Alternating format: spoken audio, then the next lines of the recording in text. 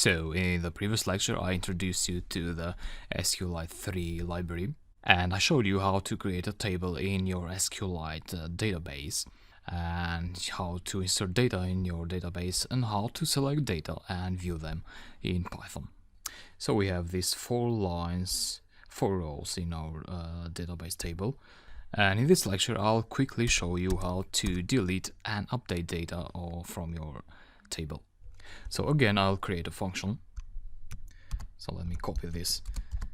And we still need to connect to the database and create a cursor object. And then we need to use the execute method. And in this case, I would like to delete the row that has the wine glass. So inside execute, we would write delete from store where item equals, I would like to use a question mark placeholder here, so question mark, and in brackets we would want the parameter that we would pass to our function. So this item here is the one we put inside here, item, and let me change the name of our function. So this is this one. Don't confuse it with this. This is the column of our table, and this was the row from the previous function. Delete this as well. And you also want to commit the changes to your database. So commit. So that's it. And I'd like to comment this out, so I don't want to execute the insert function again. And I want the view function to be executed after we delete the row. So delete. So which item, the row of which item would you want to delete? So the item wine glass. And let's see what will happen. And we got an error, an SQLite 3 error, incorrect number of bindings applied. Line 28, I can see here. Yeah, there is something I often forget. You need to add a comma here. You'll see that when I teach you how to connect to a PostgreSQL database and how to query data from the PostgreSQL database. The code is quite similar, but it has some critical changes like this one here.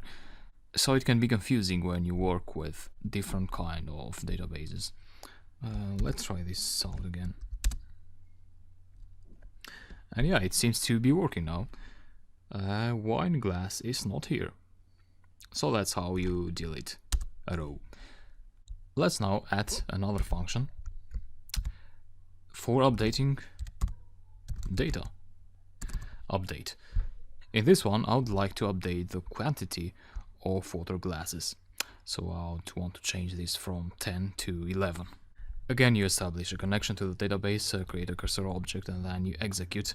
And here you enter the update SQL command. So update, what you want to update is the store table. And which column do you want to update from the store table?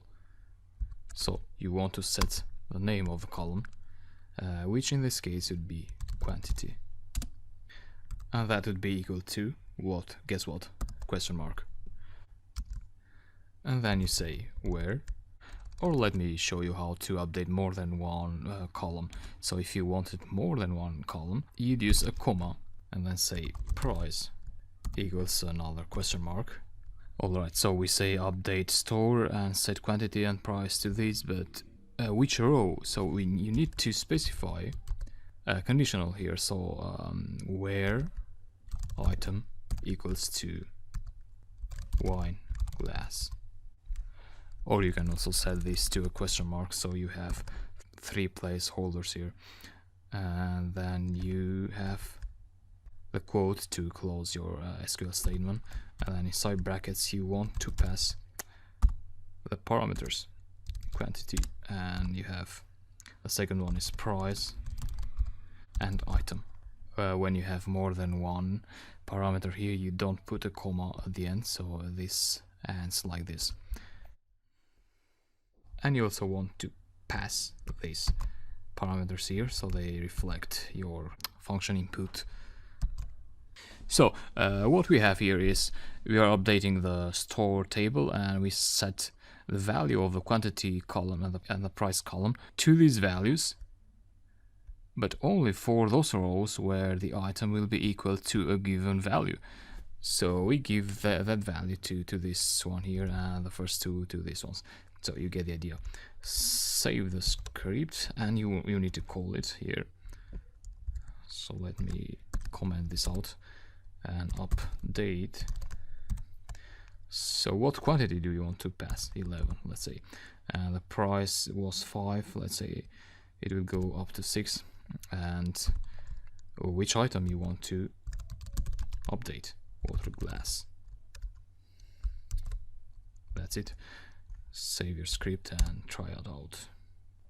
And we got these values updated as we expected. And that's what I wanted to teach you in this lecture. It could be more practical to actually have an ID here, so we say quantity and price where the ID is equal to a number, so we don't have to pass the entire name, which can be confusing, or it's prone to errors. So in that case we would want to change the table here, and we would want to add a primary key that auto increments. But you'll learn how to do that in the next section of the course. So there I'll show you how to make the real world program, and we will implement that in that program.